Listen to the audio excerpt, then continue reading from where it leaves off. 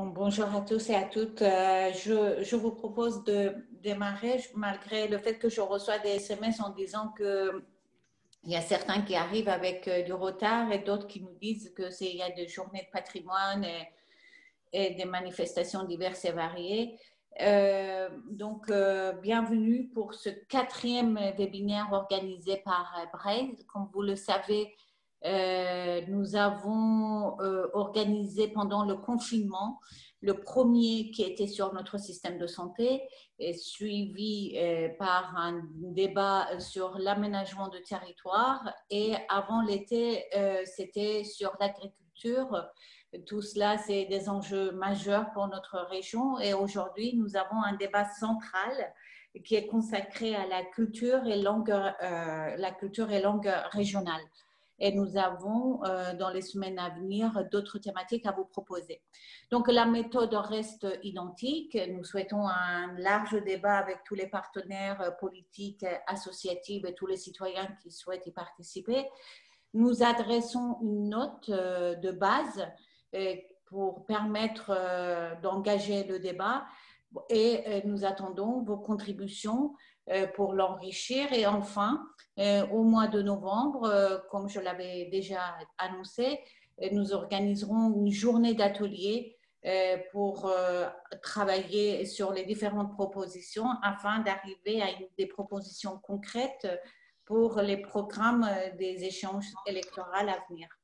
Donc, aujourd'hui, nous avons adressé à nos intervenants une note avec plusieurs propositions sur une décentralisation aboutie dans le domaine culturel et sur la culture et langue régionale. Sur l'échelle européenne, la France apparaît à juste titre comme un pays ultra centralisé, mais cependant, dans le champ culturel, les collectivités territoriales jouent un rôle déterminant.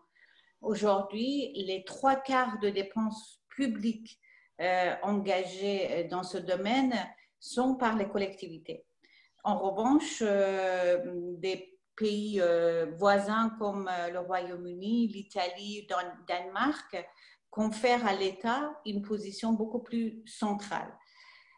Parallèlement, si l'impôt local sert à financer comme il se doit la culture locale, l'impôt national, pour sa part, est franchement fléché vers des projets et équipements franciliens dans l'écrasante majorité. Par exemple, la région d'Île-de-France bénéficiait en 2016 de 68% du total des crédits du ministère de la Culture pour 18% de la population, alors que la région Bretagne en recevait que 2% pour 5% de la population. Chaque année, le ministère de la Culture dépense 139 €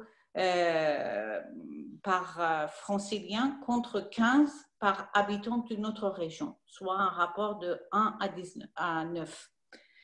Alors, des questions s'imposent. Est-ce que le ministère de la Culture joue-t-il son rôle d'aménagement de territoire? Est-ce que ces politiques menées par le ministère de la Culture n'aboutissent-elles pas à privilégier une certaine population aisée, éduquée, parisienne au détriment de la population provinciale? Et comment porter l'ambition d'une politique culturelle nationale au bénéfice de l'ensemble de nos concitoyens, quel que soit leur lieu de résidence? En ce qui concerne la culture et langue régionale, le breton compte aujourd'hui 200 locuteurs, le gallo 191, c'est-à-dire 5% des habitants de la région sont en capacité de s'exprimer dans une de ces langues. Et leur âge moyen interpelle également parce qu'il n'en restera que 50 000 à l'horizon de 2050. Et il n'y a aucune fatalité à ce déclin.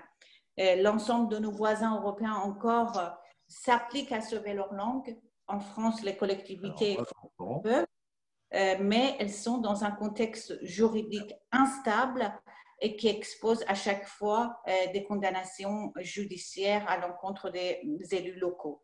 Donc, en vérité, les langues régionales ne bénéficient à ce jour aucun statut local.